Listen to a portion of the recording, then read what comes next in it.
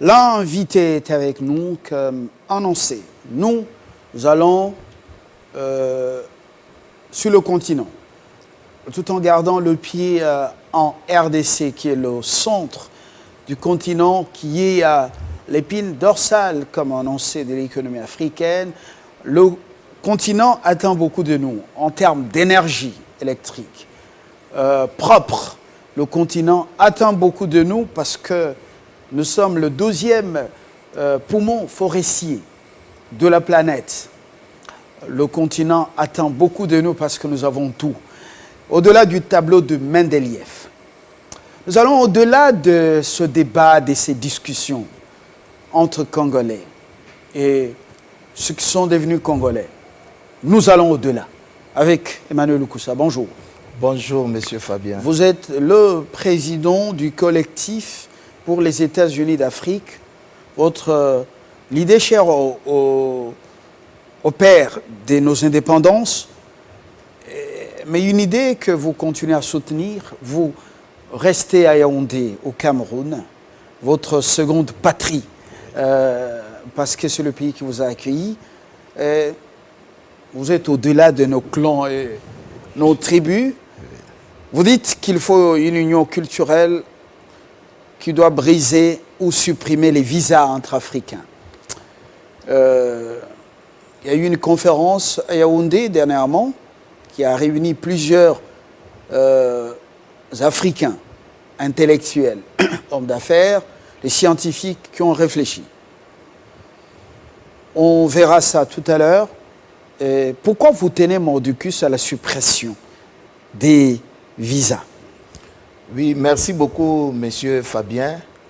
Ce que nous devons comprendre est qu'il y a une vision que nos pères fondateurs avaient pour l'Afrique. Et cette vision-là était de nous amener dans un grand État appelé les États-Unis d'Afrique. Mais les États-Unis d'Afrique ne viendra pas comme le royaume des cieux. Même le royaume des cieux, nous prêchons l'évangile pour le préparer. C'est-à-dire qu'il y a un travail qui doit être fait en amont pour arriver aux États-Unis d'Afrique.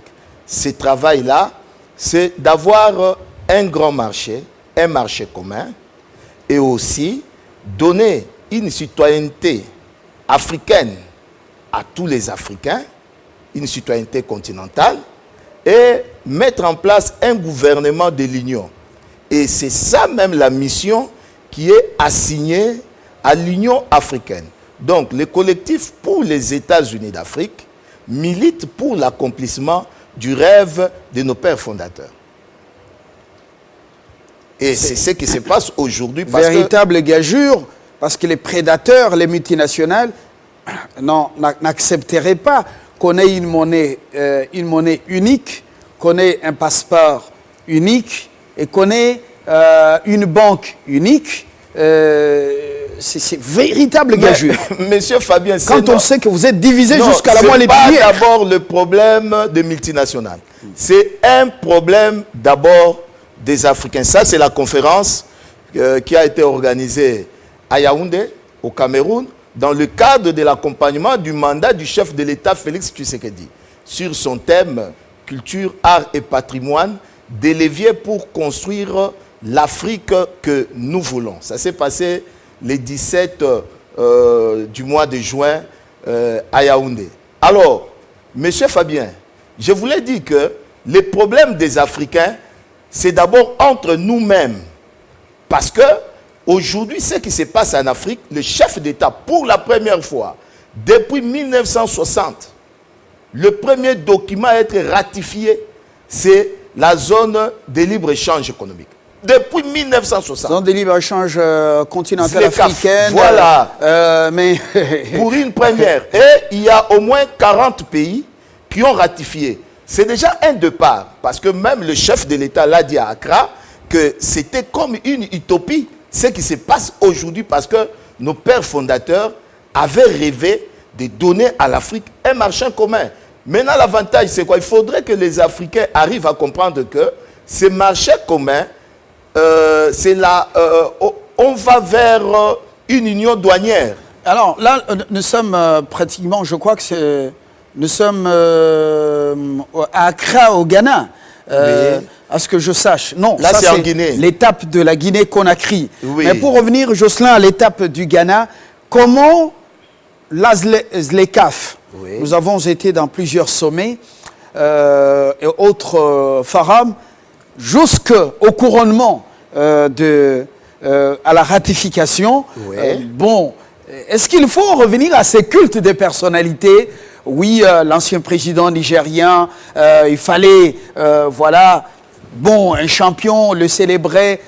Quand l'ASLECAF n'a même pas encore donné des résultats attendus. C'est pour dire qu'aujourd'hui... Nous dépendons de l'Union européenne. Il y a 80% du budget de l'Union africaine, ça vient de l'Union européenne. Même les casse-croûtes à Addis Abeba, Monsieur Fabien, il faut que l'Union européenne Monsieur donne. Fabien, il faut qu'on commence quelque part. Je n'ai pas encore terminé. Oui. Le bâtiment à Addis Abeba, c'est le don de la Chine, qui continue à faire l'entretien qui est là-bas. Vous êtes tous portés comme des enfants. Alors, est-ce que ça vaut la peine d'aller célébrer les hommes quand l'initiative n'a pas encore porté des fruits? Je disais, Monsieur Fabien, il faut encourager les efforts qui sont fournis. Et on doit commencer quelque part. On ne doit pas rester toujours pessimiste. Ici, c'est un digne fils d'Afrique qui s'est impliqué totalement durant son mandat pour la ratification de la zone de libre-échange continentale africaine. Et il faut aussi féliciter le président Félix Tshisekedi qui se déploie partout en Afrique pour amener les Africains à se mettre ensemble. Et là, je voulais dire que l'affaire de l'Afrique, c'est d'abord notre affaire à nous, Africains. On ne doit pas toujours jeter les torts aux Occidentaux. Parce que les Occidentaux viennent en Afrique pour leurs intérêts. Et c'est normal. Les Chinois viennent en Afrique pour leurs intérêts. Ils protègent leurs intérêts. Ils viennent chercher des ressources en Afrique pour nourrir leur peuple. C'est à chaque peuple de défendre ses intérêts. Ce que vous dites, c'est ça l'idéal, c'est le principe, oui. C'est la théorie. Oui. Voilà. Mais sur le terrain, dans la praxis, oui. Des chefs d'État de certains pays sont voilà, sous pression de multinationales et des dirigeants de l'Occident. Il faut tout pomper ailleurs. Et le pays qui reste, ils le mettent dans leur poche. Et puis, l'Union africaine, c'est un parent pauvre. Tout vient de l'Union européenne en termes de budget. Alors, comment aller célébrer un homme à Accra quand on sait que, à travers ce que vous avez appelé monument au buste, oui. Quand on sait que l'idée n'a pas encore porté des fruits, oui. La zone de libre-échange continental, ça a porté quoi? À Addis Abeba, nous sommes un parent pauvre. Oui, merci, M. Fabien. Mais ce qu'il faut comprendre, ça fait une année aujourd'hui que la ratification a commencé. Ça ne fait qu'une année. Donc, on a commencé déjà quelque part quelque chose de grand. Quand on plus d'une année. Plus d'une année. Bien sûr. Oui. Mais quand on vous dit que depuis 1960, c'est l'unique document que les Africains se sont mis ensemble pour signer, pour ratifier. Ça, il faut féliciter. Il faut se dire que l'Afrique est en train d'avancer. Et nous devons faire pression aux politiques pour que tout ce qui est projet soit réellement réalisé. Aujourd'hui, vous parlez de problème de visa. Mais le problème de visa, M. Fabien, c'est un sérieux problème. Comment expliquer que... Je vais vous donner un exemple. Les Américains, les Français, les Allemands, ils viennent dans le pays africain, ils n'ont pas besoin de visa. Mais moi qui suis africain, pour aller ici à côté, Congo-Brazzaville, on me demande les visas. Mais ce n'est pas compréhensible dans ce monde d'aujourd'hui. Et ça, ce n'est pas les Blancs. Et je vais vous dire encore, je vais vous choquer avec quelque chose. Monsieur Fabien, est-ce que tu sais que ici en Afrique, il y a nos pays voisins ici, pour avoir un carte de séjour, un Africain, on te demande $1 500, $2 000.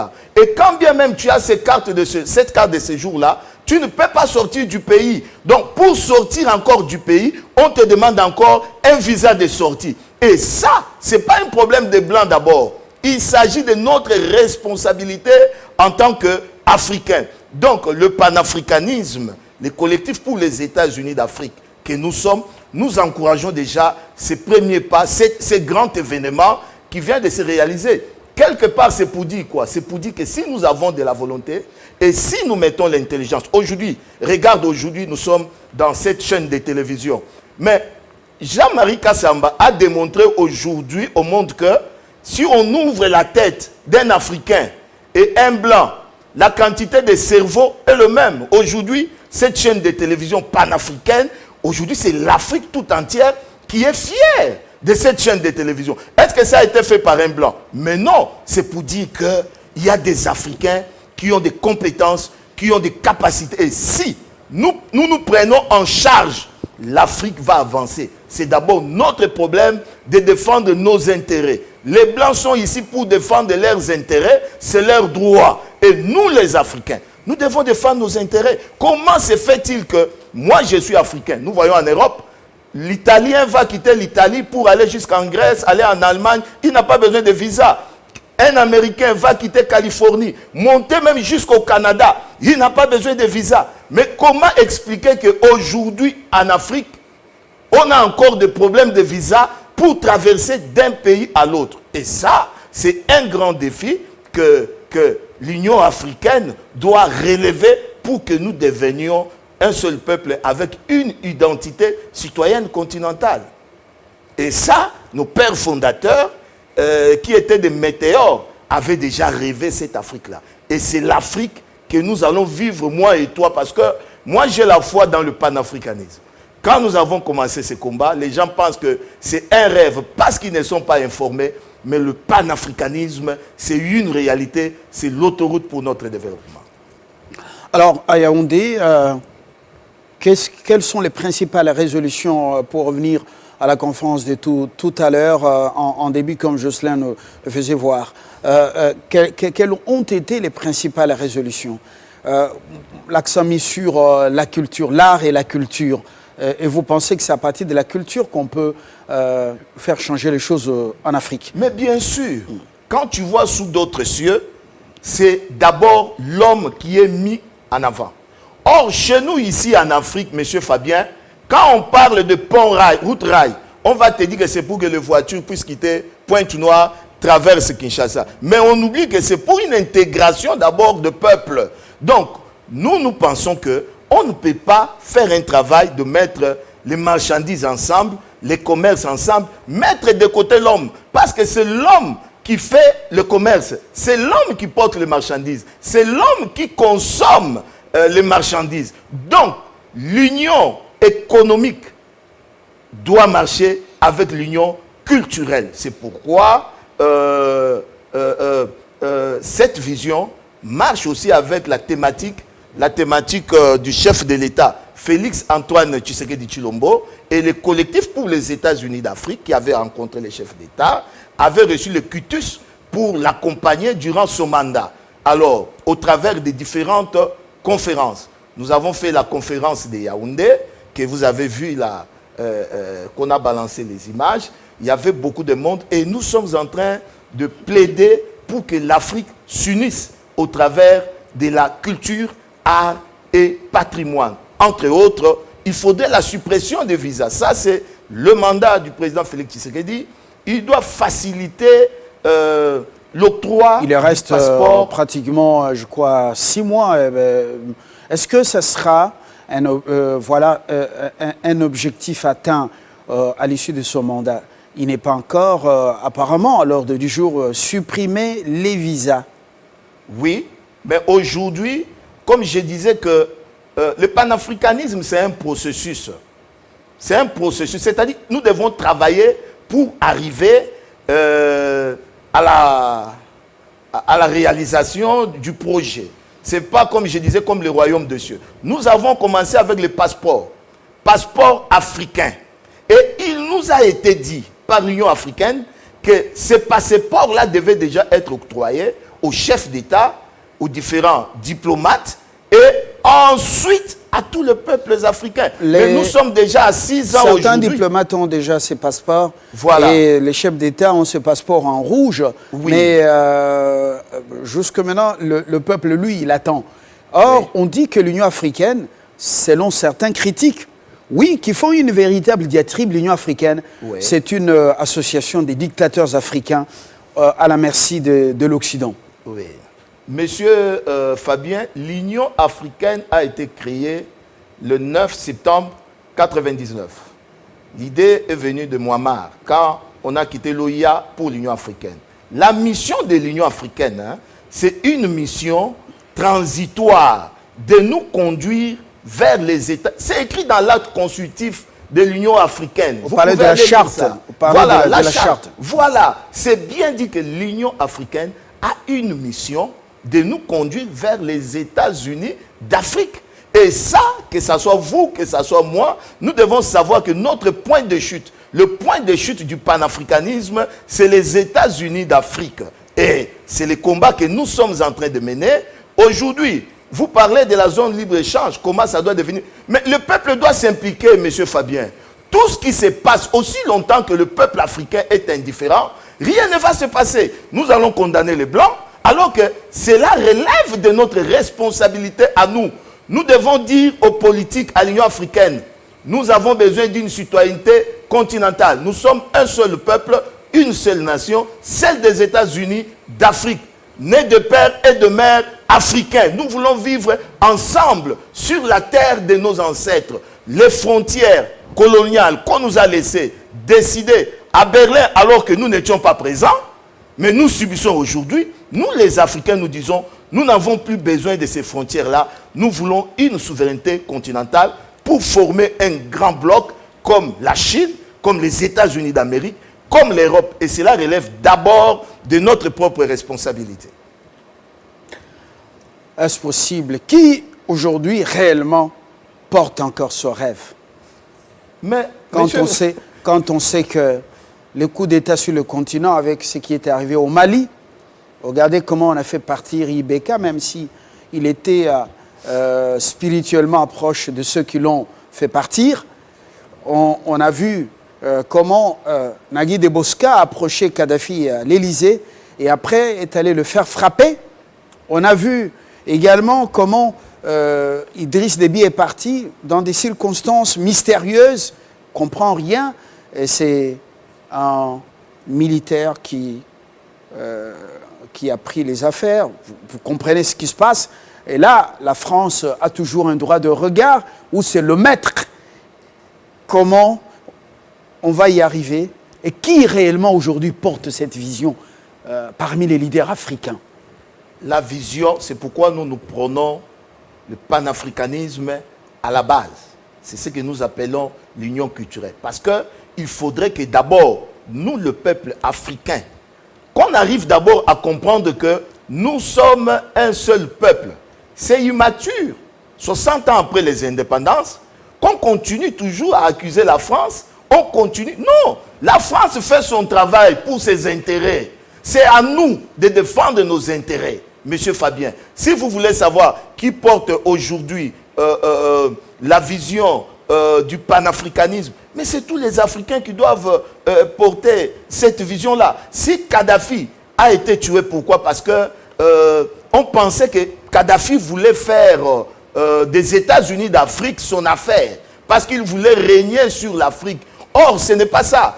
Tout Africain doit comprendre que le rêve de nos pères fondateurs est que nous soyons ensemble. Mais ce que j'aimerais dire encore, M. Fabien, l'Africain est toujours pessimiste.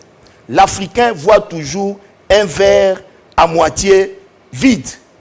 Aujourd'hui, il y a un grand événement. Le grand événement aujourd'hui, c'est quoi? Nous devons tous travailler ensemble pour la réussite des ZLECAf. C'est-à-dire les douanes, l'union douanière. Tu quittes ici, tu vas jusqu'au Bénin, tu achètes tes marchandises, tu mets dans le camion, ça vient jusqu'au Congo-Kinshasa sans payer la douane. C'est pourquoi nous, les panafricanistes, ici je lance encore un message au chef de l'État, qu'il faudrait, maintenant que le projet des bananes a commencé, il faudrait que le pont route rail entre Congo-Brazzaville et Congo-Kinshasa, les travaux puissent commencer, puisque la BAD avait déjà dit que l'argent était là. Donc il faudrait que, parce que ces ponts-là, c'est aussi le symbole de l'unité africaine. Et ces ponts-là, c'est aussi le chaînon manquant. Parce que moi, je vis au Cameroun. Je peux quitter au Cameroun le matin avec ma voiture. Le soir, je suis à Brazzaville. Mais s'il y a le pont route rail, mais directement, je vais arriver à Kinshasa et je peux aller jusqu'en Afrique du Sud. C'est très important que nous puissions travailler pour l'avancement du panafricanisme. Donc, faisons aussi la promotion de ce qui marche. Ne faisons pas seulement l'apologie du passé.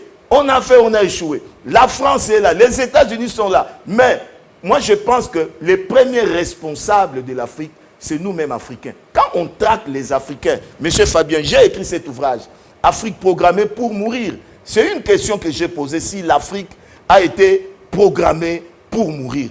Comment vous pouvez expliquer que les Africains sont des sans-papiers en Afrique, en plein 21e siècle? Mais c'est inconcevable. Les Africains sont des sans-papiers en Afrique. Quand ils veulent aller en Europe, on les traque là-bas, ils meurent en Méditerranée. Est-ce que l'Afrique est programmée pour mourir?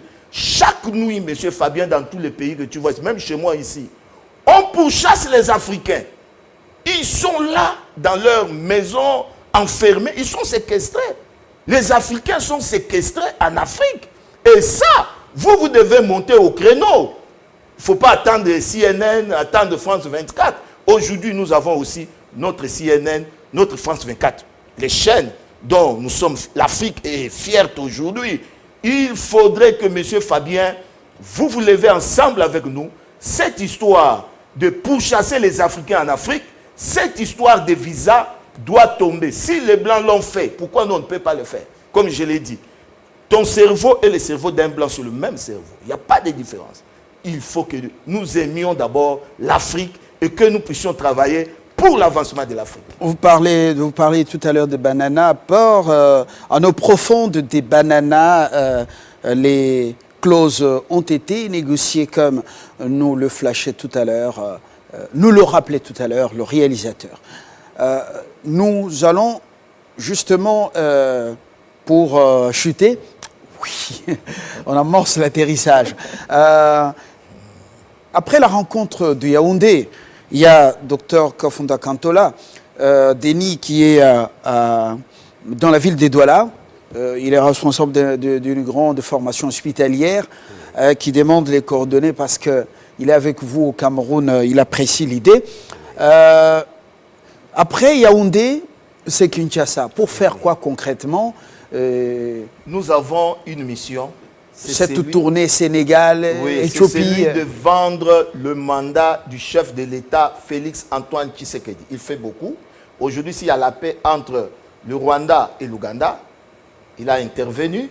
Aujourd'hui, il sillonne l'Afrique parce qu'il a une vision pour l'Afrique. C'est pour cela que nous avons commis ces manifestes. Ces manifestes est commis, il est écrit en anglais et en français. C'est les grandes idées de Félix Tshisekedi pour l'Afrique. Nous lui avons déjà présenté ça. Et il était d'accord avec nous. Alors, étant panafricaniste, aujourd'hui, nous sommes en train d'accompagner le mandat du chef de l'État, Félix Antoine Tshisekedi. C'est-à-dire, nous sommes en train de prêcher sa vision. Nous avons commencé au Cameroun. Le 14 août, on aura une conférence ici, bien sûr, sous les règles barrières, ici, à Kinshasa. Il y a de grands professeurs de renommée internationale qui seront là. Et nous allons essayer encore une fois de plus de nous adresser aux Africains pour qu'ils comprennent le mandat même du président Félix Tshisekedi et le thème de son mandat, art, culture, patrimoine, des leviers pour construire l'Afrique que nous voulons, M. Fabien. Il y a une Afrique que nous voulons. Et tout Africain doit avoir les soucis de voir cette Afrique-là se réaliser. Ça, c'est le combat de tous les Africains et c'est ce qui fait même l'essence de cette tournée. Après Kinshasa, nous allons partir à Dakar.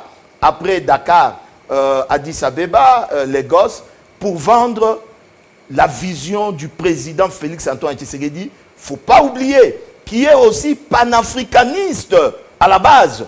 Donc, étant panafricaniste, il est impliqué dans l'Union africaine, il est impliqué dans tout ce qui se passe en Afrique. Et même le président de la Guinée, Alpha Condé, l'a dit, l'a félicité pour dire qu'aujourd'hui, nous avons quelqu'un qui peut être fédérateur pour que l'Afrique avance. On l'avait souhaité que ça soit avec son père, mais aujourd'hui, c'est le fils qui fait le travail qu'on avait rêvé de faire de Tien Tshisekedi le Mandela d'Afrique. Est-ce que son père était un panafricaniste?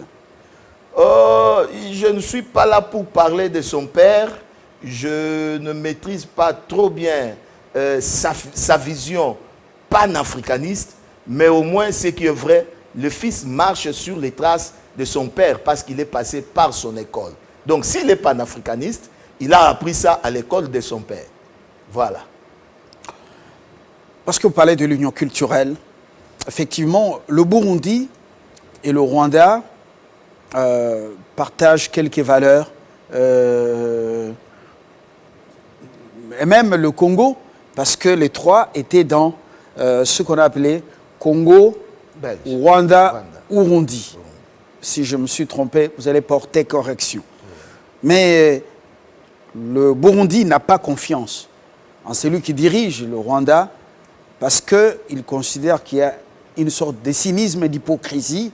On entraîne des gens à partir de chez lui pour pouvoir le déstabiliser.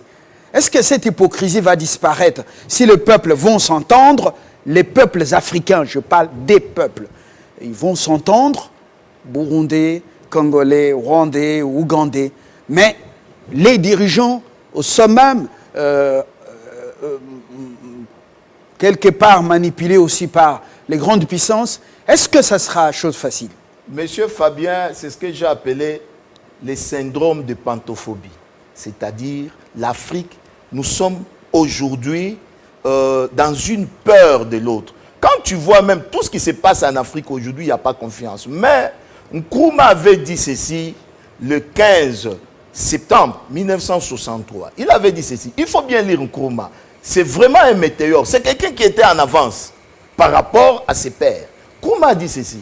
Aussi longtemps que nous allons rester divisés, à protéger nos souverainetés, il y aura toujours des conflits et des guerres entre nous. Mais si nous nous mettons ensemble, personne ne va se lever encore pour aller agresser l'autre. Je donne un exemple. Est-ce qu'aujourd'hui, la Virginie peut se lever aujourd'hui pour combattre, par exemple, Caroline du Nord? Ou est-ce qu'aujourd'hui, Caroline du Nord peut se lever pour combattre Texas? Impossible. Pourquoi? Parce qu'ils forment un grand État. Ils sont un même peuple. C'est pourquoi nous parlons de la citoyenneté africaine. Ça veut dire, si nous nous mettons tous ensemble, nous avons le même intérêt, comme là où nous allons aujourd'hui, avec l'union économique, nous serons obligés d'avoir une seule monnaie. Tu vois? Et en ce moment-là, nous formons un seul peuple. On n'aura plus tous ces problèmes, monsieur Fabien, que tu vois, le Burundi, l'Ouganda, ça va finir. Parce que nous allons, si nous créons les États-Unis d'Afrique, nous devenons une superpuissance. En ce moment-là, on va parler d'une seule voix. On va nous respecter. Même les grands ensembles que tu vois là vont nous respecter. Mais vous êtes divisionniste, divisé et diviseur jusqu'à la moelle épinière. Même dans la propre famille, où on est issus tous de père et de mère, vous trouverez toujours certains qui disent aux autres, non, vous là, parce que vous êtes le cadet, vous ne méritez pas ici, ou vous n'avez pas droit au chapitre. Vous, votre tête là ne ressemble pas à celle d'ici, ou des enfants de cette famille. Nous portons ces germes de division. Et avec ça, ça va jusqu'au summum, et l'unité, l'union culturelle, apparemment devient... L'Africain n'était pas comme ça. Devient un objectif qu'on ne pourra pas atteindre. Il vous souviendra, monsieur Fabien, quand nous étions des enfants... Nkrumah lui-même fut déstabilisé. Oui. On l'a déstabilisé, on lui a fait un coup d'État. Oui. Nkrumah. On dit autre époque, autre mœurs. Et je voulais d'abord vous dire ceci. Tu vois, quand nous, on était des enfants, même un passager qui passe devant votre maison, la nuit, on l'appelle, on le demande, tu vas où?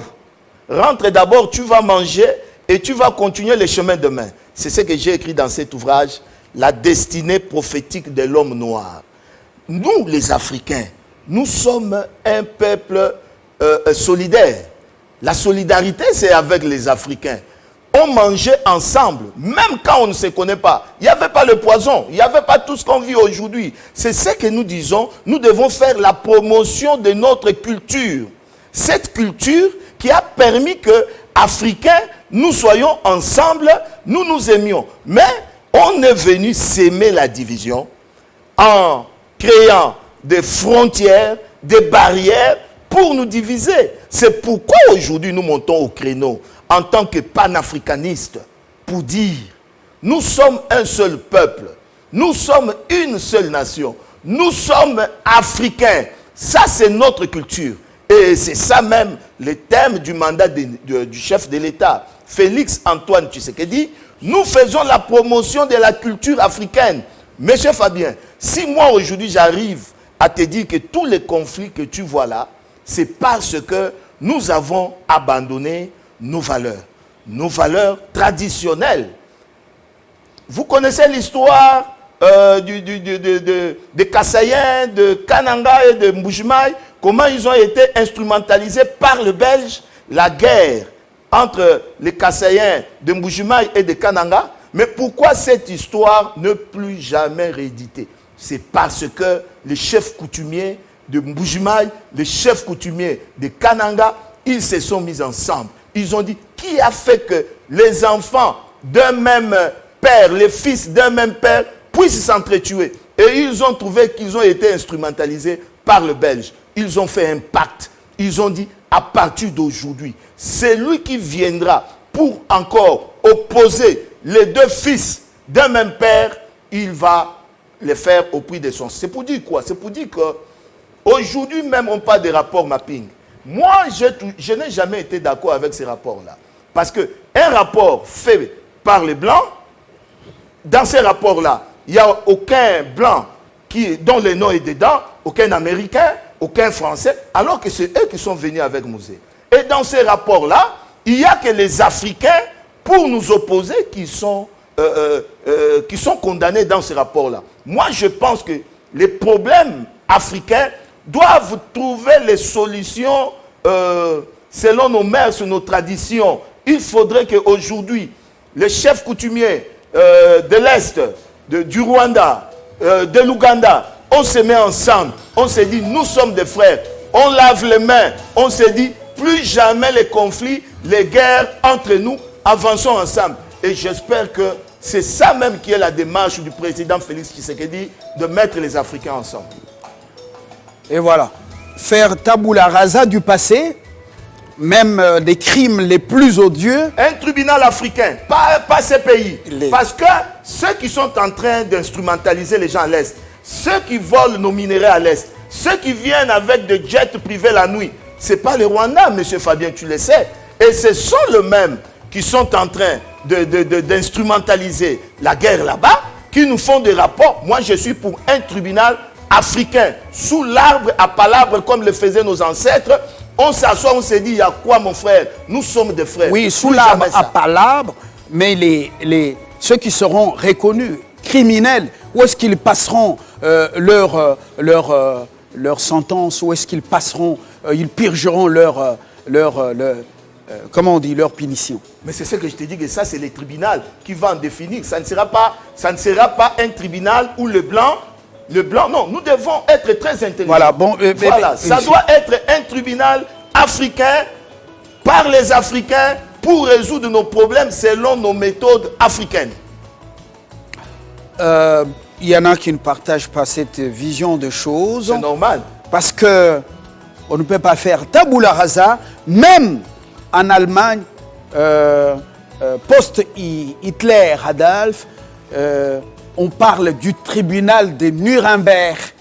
Il y a même des films qui ont été montés, réalisés, de Nuremberg à Nuremberg. C'est le procès des criminels du nazi. Aussi de l'Afrique du Sud. Alors, le vrai modèle. Parlez aussi de l'Afrique. C'est ça. Parce que quand vous prenez tout chez le blanc, c'est qu'ils ont fait. Mais parlons aussi du tribunal d'apartheid en Afrique du Sud. Comment ça s'est passé aujourd'hui entre le blanc et le noir? Il y a eu une paix. Pourquoi? Parce que ces tribunaux-là... Il y a des pièges maintenant parce que Zuma est en prison. Voilà, on a fini. Vous êtes très Vous avez un moral de paix ce matin. Alors, Mampoulou, au Cameroun, dit il a besoin de vos coordonnées. Il dit que vous avez des bonnes initiatives, mais vous devez tenir un colloque au Cameroun pour leur permettre d'adhérer. Et pourtant, il y a eu un grand sommet au Cameroun. Si possible, à votre retour à Yaoundé, il aura besoin de vos coordonnées. Donc, Mampoulou, il va vous les donner tout à l'heure. Samy est très intéressé par ça. Et il y en a beaucoup aussi qui disent que les idées sont bonnes et qu'ils veulent bien vous approcher pour vous écouter. Le temps est complètement terminé. Merci. Emmanuel Loukoussa, je rappelle que vous êtes en même temps pasteur. Oui. Comment vous allez combiner le royaume et toutes ces histoires? Bon, voilà, on en saura un peu plus quand ça sera le moment intense. Et vous êtes le président du collectif pour les États-Unis d'Afrique. Merci. Grâce à la réalisation Jocelyn Toumba, Apollinaire Manda, et ici derrière les caméras, Glody Matoula et toute son équipe, la rédaction, la production. Mike Tomba, nous avons été chez vous. C'était laborieux. Nous allons prendre un verre d'eau, nous reposer. C'était laborieux. Alors que nous sommes en train de reprendre nos énergies. Très bonne journée.